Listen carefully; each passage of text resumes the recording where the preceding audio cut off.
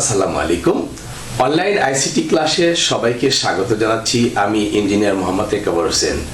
সুপ্রিয় শিক্ষার্থী, আজকের এই ক্লাসে আমরা জানব কনভার্সন অফ নাম্বার সিস্টেম বা সংখ্যা পদ্ধতির রূপান্তর বলতে কি বোঝায় এবং কনভার্সন অফ নাম্বার সিস্টেম বা সংখ্যা পদ্ধতির রূপান্তরের প্রয়োজনীয়তা কি এবং কিভাবে দশমিক সংখ্যাকে বাইনারি, অক্টাল এবং হেক্সাডেসিমেলে রূপান্তর করতে হয়। এর সবকিছুই খুব সহজভাবে বোঝানোর চেষ্টা করবো ইনশাল্লাহ। এজন্য তোমাদেরকে বলবো ভিডিওটা স্কিপ না করে পুরো ভিডিওটা দেখবে, আর দেখে ভালো লাগলে অবশ্যই লাইক, শেয়ার এবং কমেন্ট করবে। আমি প্রথমে আলোচনা করছি কনভার্সন অফ নাম্বার সিস্টেম বা সংখ্যা পদ্ধতির রূপান্তর বলতে কি বোঝায়।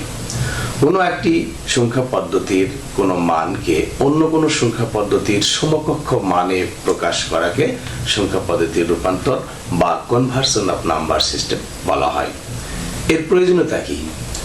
যেহেতু বিভিন্ন সিস্টেমে ডাটা প্রক্রিয়াকরণ এবং ডাটা সংরক্ষণের জন্য বিভিন্ন সংখ্যা পদ্ধতির প্রয়োজন হয়, সেহেতু একাধিক সিস্টেমের মাধ্যমে যখন সম্মিলিতভাবে কোনো কার্য সম্পাদন করার জন্য এদের ব্যবহার করা হয়, তখন সংখ্যা পদ্ধতির রূপান্তর বা কোডিং এর প্রয়োজন হয়। প্রকৃতপক্ষে একটি মাত্র সংখ্যা পদ্ধতির দ্বারা কোনো সিস্টেম পরিচালনা করা সম্ভব নয়, বিধায় উহাদের পারস্পরিক পরিবর্তন তথা এনকোডিং এবং ডিকোডিং এর প্রয়োজন হয়। যেমন মানুষ তার স্বাভাবিক কাজকর্মে দশমিক পদ্ধতি ব্যবহার করে, কিন্তু কম্পিউটার তা বুঝতে পারে না, বিধায় মানুষ এবং কম্পিউটারের মাঝখানে এনকোডার ব্যবহার করায়, যা দশমিক সংখ্যাকে কম্পিউটারের বোধগম্য বাইনারি সংখ্যায় রূপান্তর করে। কাজেই বিভিন্ন সিস্টেমের পারস্পরিক সম্পর্ক এবং এদের ইন্টারাকশন বা আন্তঃক্রিয়া সম্পাদনের জন্য সংখ্যা পদ্ধতির গুরুত্ব অপরিসীম। তো এখন আমরা দশমিক সংখ্যাকে কিভাবে বাইনারি সংখ্যায় রূপান্তর করতে হয় তা আলোচনা করব। বাইনারি, দশমিক থেকে বাইনারি। আমি একটা কথা বলে নেই, দশমিক সংখ্যাকে যে কোনো সংখ্যায় রূপান্তর করতে গেলে যে সংখ্যা পদ্ধতি আমরা রূপান্তর করবো সেই সংখ্যা পদ্ধতির বেজ দ্বারা পর্যায়ক্রমে ভাগ করব এবং ভাগফল শূন্য আসা পর্যন্ত ভাগ প্রক্রিয়া চালিয়ে যাব এবং অবশিষ্টগুলো ডান পাশে ধারাবাহিকভাবে লিখব। হ্যাঁ, এবং তারপর এমএসবি মান থেকে এলএসবি মানগুলো, অঙ্কগুলো সাজিয়ে লিখলেই আমরা কাঙ্ক্ষিত সংখ্যাটি পেয়ে যাব। তো আমরা মনে করো যে 26 একটা দশমিক সংখ্যা, এর বাইনারি কত? তো 26কে আমরা বাইনারিতে কনভার্ট করব। আমরা 26কে যদি বাইনারিতে করি, তাহলে আমরা যেহেতু বাইনারির বেস হচ্ছে 2, অর্থাৎ 2 দ্বারা ভাগ করব, তাহলে 2 দ্বারা ভাগ করলে 26-এর মধ্যে 13 বার যায়, তাহলে অবশিষ্ট থাকলো 13 দুগুণ, অবশিষ্ট থাকে না, তাহলে 0। হ্যাঁ, এরপরে আবার ভাগ করব 2 দ্বারা, তাহলে 2 দ্বারা ভাগ করলে 6 বার যায়, 6 দুগুণ 12, এখন কিন্তু অবশিষ্ট থাকবে 1, 6 দুগুণ 12, 1 অবশিষ্ট। আবার 2 দ্বারা যদি ভাগ করি, তাহলে 3 দুগুণ 6, অবশিষ্ট থাকলো 0। এরপর আবার 2 দ্বারা যদি ভাগ করি, তাহলে দেখো 1, অবশিষ্ট থাকবে 1। এখন আবার যদি 2 দ্বারা ভাগ করা হয়, তাহলে কিন্তু অবশিষ্ট 0 থাকবে বা ভাগফল 0 হবে। হ্যাঁ, আর এই অবশিষ্টটা এখানে চলে গেল। এখন এই যে অবশিষ্টগুলো, এখন এখানে আমরা এই এমএসবি, এইগুলোকে বলা হয় এমএসবি, এইগুলোকে এইভাবে এলএসবি, অর্থাৎ নিচ থেকে উপরে, অর্থাৎ এই অঙ্কগুলো সবচেয়ে বেশি গুরুত্বপূর্ণ। অর্থাৎ এমএসবি শব্দের অর্থ হচ্ছে, এর অর্থ হচ্ছে মোস্ট সিগনিফিক্যান্ট বিট, আর এলএসবি শব্দের অর্থ হচ্ছে লিস্ট সিগনিফিক্যান্ট বিট, অর্থাৎ সবচেয়ে বেশি গুরুত্বের অঙ্ক। তার মানে আমরা নিচ থেকে এই অঙ্কটা আমরা লিখবো, কারণ 26-এর বাইনারি তাহলে দাঁড়াবে এর নিচ থেকে, অর্থাৎ 1 0 1 0। তাহলে সবচেয়ে বেশি গুরুত্বের অঙ্ক। অঙ্ক আর সংখ্যার মধ্যে পার্থক্য আছে। যেমন আমরা বাইনারি সংখ্যা পদ্ধতি 0 এবং 1 এই মৌলিক প্রতীক ব্যবহার করে, এর প্রত্যেককে একটা করে অঙ্ক বলা হয়, আর এই অঙ্কগুলো নিয়ে সংখ্যা গঠিত হয়েছে। অর্থাৎ এমএসবি থেকে আমরা এলএসবি পর্যন্ত সাজাই। এখানে প্রথমে এটা নিলাম, তারপরে এটা, তারপরে এটা, এভাবে সাজিয়ে রাখলাম। তো এখন আমরা ফ্র্যাকশনাল বা ভগ্নাংশ যুক্ত সংখ্যার একটা মান বের করে দেখাই। 14.625 এটা একটা ভগ্নাংশ যুক্ত সংখ্যা। এটাকে ফ্লোটিং পয়েন্ট বলা হয়। ফ্লোটিং পয়েন্টের বাম পাশে পূর্ণ সংখ্যা, ডান পাশে ভগ্নাংশ যুক্ত সংখ্যা। তো আমরা এখানে আমরা পূর্ণ সংখ্যার নিয়মে প্রথমে 14টা আমরা পূর্ণ সংখ্যার যে নিয়ম আমরা বের করলাম সেভাবে বের করবো। 14 আমরা বাইনারি গুলো আমরা 2 দিয়ে ভাগ করবো। 2 দিয়ে ভাগ করলে 7 বার যাবে। 7 দুগুণ 14, অবশিষ্ট থাকবে না, 0। এরপর আবার 2 দিয়ে ভাগ করলে 3 বার যায়, 3 দুগুণ 6, অবশিষ্ট থাকবে 1। আবার যদি দিই তাহলে 1 বার যাচ্ছে, 1 বার যায়, অবশিষ্ট থাকলো 1। এখন যদি আবার দেই 2 দিয়ে, তাহলে কিন্তু ভাগফল 0 হবে, আর ভাগশেষটা, এই ভাগশেষটা আমরা এখানে লিখব। এখন এখান থেকে যেহেতু এমএসবি থেকে এলএসবি আমরা এভাবে সাজিয়ে লিখব। অর্থাৎ প্রথমে এটা, তাহলে 14 বাইনারি দাঁড়াচ্ছে A1, তারপর A1, A1 0 এটা। আর এখানে ভগ্নাংশ যুক্ত সংখ্যা বের করার নিয়ম আমরা এখানে লিখব। এখানে পূর্ণাংশ, টানে লিখব ভগ্নাংশ। তাহলে আমরা পূর্ণাংশ, ভগ্নাংশ, এখানে পূর্ণ ভগ্নাংশ আছে 2.625, এখানে আমরা 2 দ্বারা গুণ করব। তাহলে 2 দ্বারা গুণ করে যদি পূর্ণ সংখ্যা যেটা দাঁড়াবে সেটা এই পাশে লিখব। পূর্ণ সংখ্যা, তাহলে এখানে 2 দ্বারা গুণ করলে 5 দুগুণ 10, আর 4 দুগুণ 4, 5, 6 দুগুণ 12। এই যে দেখেন এখানে 2 হলো 1 পূর্ণ সংখ্যা, এখানে চলে আসলো।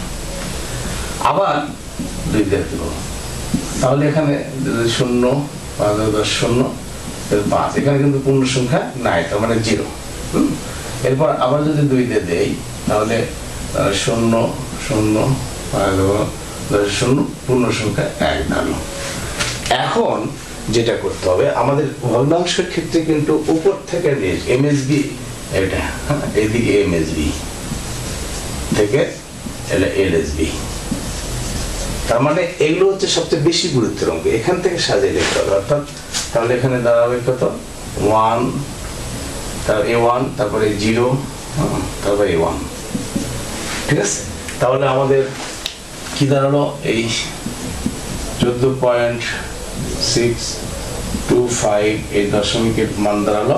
আমরা 14 জন্য যে এটা 1110 পয়েন্ট, এই যে দশমিক, তার সাথে এটার যে মান বাড়লো এটা 101 এটা। আচ্ছা, তাহলে আমরা বুঝতে পারলাম যে ভগ্নাংশের ক্ষেত্রে আমরা এভাবে পূর্ণ অংশ বাম পাশে লিখবো, আর ভগ্নাংশের পাশে এভাবে ধারাবাহিকভাবে গুণ করবো। তো এখন আমরা দশমিক সংখ্যাকে কিভাবে, তাহলে আমরা ভাগ করে, আমি যে আগে বলছি যে দশমিক সংখ্যাকে যে কোনো সংখ্যায় রূপান্তর করতে ওই সংখ্যা পদ্ধতির বেস দ্বারা পর্যায়ক্রমে ভাগ করব, এবং ভাগফল 0 আসা পর্যন্ত এই প্রক্রিয়া চালিয়ে যাবে, এবং অবশিষ্টগুলো ডান পাশে আমরা ধারাবাহিকভাবে লিখবো। যেমন তাহলে 26 এর যেহেতু অক্টালে রূপান্তর করবো, তাহলে আমরা 8 দ্বারা ভাগ করবো। 8 দ্বারা ভাগ করবো, 8 দ্বারা ভাগ করলে 3 8 24, তাহলে অবশিষ্ট থাকছে 2। 3 8 24, অবশিষ্ট 2। এরপর আবার যদি 8 দিয়ে দিই তাহলে এর ভাগফল যাবেন 0 হবে, আর অবশিষ্ট থাকবে 3। তাহলে আমরা এইভাবে সাজিয়ে লিখবো এমএসবি আর এলএসবি। তার মানে 26 এর দশমিক দাঁড়ালো, 26 এর অক্টাল সংখ্যা দাঁড়ালো 328। ঠিক আছে, আবার 26 এর দশমিক সংখ্যা আর অক্টাল দাঁড়ালো 32। এখন আমরা ভগ্নাংশ যুক্ত একটা সংখ্যা বের করব। এটা একটা ভগ্নাংশ যুক্ত সংখ্যা, দশমিক সংখ্যা, এর অক্টাল বের করব। তাহলে আমরা এই যে পূর্ণ সংখ্যার নিয়মে আমরা বের করব। পূর্ণ সংখ্যা যেভাবে আমরা বের করছি, ভাগ করবো 8 দ্বারা ভাগ করবো, 3 বার যায়, 3 8 24, অবশ্যই থাকলো 4। আবার যদি ভাগ করি 8 দ্বারা, তাহলে কি দাঁড়ালো, 0 ভাগফল হবে এবং অবশিষ্ট থাকবে 3। তাহলে আমাদের এখান থেকে সাজায় লিখতে MSB থেকে আমরা সাজায় লিখবো। তাহলে MSB 3, তাহলে 88 এর অক্টাল দাঁড়াচ্ছে 3 4। ঠিক আছে, এটা। আর এই যে ভগ্নাংশ যুক্ত সংখ্যা, এটা আমরা এভাবে বের করব, পূর্ণাংশ ভগ্নাংশ। তাহলে ভগ্নাংশ যুক্ত সংখ্যা 6 2 5, এটাকে আমরা যেহেতু অক্টালের বেস 8, এই 8 দ্বারা গুণ করব। এভাবে করে পূর্ণ অংশ যেটা হবে সেটা এই পাশে লিখবো, আর ভগ্নাংশ যেগুলো থাকবে এবার পর্যায়ক্রমে লিখবো। তাহলে এখানে ভাগ মানে গুণ করলে 5 40 0, তাহলে কত দাঁড়ায়, 5 40 0 হাত থেকে 4, 16 20 0 হাত থেকে 2, 6 8 48 আর 50। এই দেখেন এখানে 55 পূর্ণ সংখ্যা আসছে। তার পাশে 0, তার মানে শেষ। এখন আমাদের কি করতে হবে, এটা MSB থেকে এর সাথে দেখবে আমাদের একটাই যেহেতু সংখ্যা, তাহলে একটা 5, যদি আরো আসতো তাহলে উপর থেকে নিচ হবে সাথে লিখতো। তাহলে আমাদের এটা কি দাঁড়ালো, 8.625 এর এত এর অক্টাল দাঁড়ালো কত, এটার জন্য বাড়াইছে 3 4 দশমিক, দশমিক এটার মান বাড়াইছে 5, এত অক্টাল। আমরা দশমিক থেকে অক্টালে বের করলাম। তো পূর্ণ সংখ্যার নিয়মে বেস দ্বারা, আর ভগ্নাংশের নিয়ম এভাবে।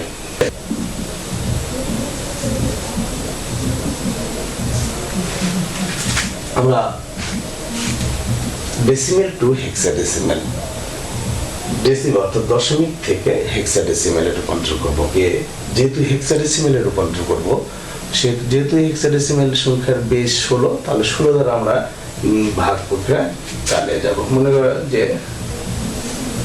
27 একটা দশমিক সংখ্যা, এর হেক্সাডেসিমেলে কত হবে, 27।